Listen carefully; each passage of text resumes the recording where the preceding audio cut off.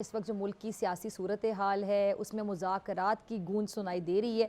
मुज़ाकरात का माहौल भी बनता दिखाई दे रहा है। इससे इससे पहले पीटीआई वालों ने दावा किया था कि जी मुज़ाकरात जो हैं वो शायद होने थे। शेर अफजल मरवत साहब ने एक निजी टीवी चैनल में बैठकर एक खबर दी थी और उन्होंने कहा था कि जी मुज़ाकरात जो थे उसका ऊँट तो इस करवट बैठ चुका था कि यहाँ तक मामला जा चुके थे कि जी जो बानी चेयरमैन पीटीआई हैं वो रिहा होने वाले थे 15 से 20 दिनों में। उसके बाद खैर मुज़ाकरात के हवाले से जो बात हुई और नून लीग ने कहा कि जी पहल की जाए पीटीआई की जानिब से। पीटीआई से भी लोगों ने ये कहा कि जी सिटिंग गवर्नमेंट की जिम्मेदारी ज़्यादा होती है, रिस्पॉन्सिबिलिटी ज़्यादा होती है, तो पहल वो करें। फिर स्पीकर साहब ने बड़े दिल का मुजाहरा किया। उन्होंने बाकायदा स्पीकर कौमी असम्बली ने यहाँ तक कह दिया कि मेरा घर और मेरा दफ्तर दोनों हाजिर हैं, आएँ बैठें बात करते हैं।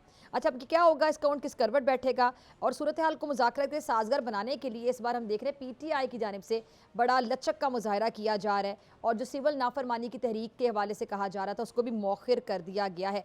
अब देखना है कि ये जो मुज़ाकरात हैं, ये मुकालमा है, ये कहाँ से शुरू होगा, क्या इसमें भी आगाज़ में कोई डेडलॉक तो नहीं आ जाएगा। बहरहाल सिटिंग गवर्नमेंट की जिम्मेदारी ज़्यादा होती है, लेकिन सिटिंग गवर्नमेंट लीग के लिए बड़े चैलेंजेस हैं क्योंकि पीपल्स पार्टी भी कहीं ना कहीं नाला दिखाई दे रही है। मौलाना फजल रहमान के गिले शिकवे अपनी जगह आपको दिखाई देते हैं और एमकेएम वाले भी आंखें दिखाते दिखाई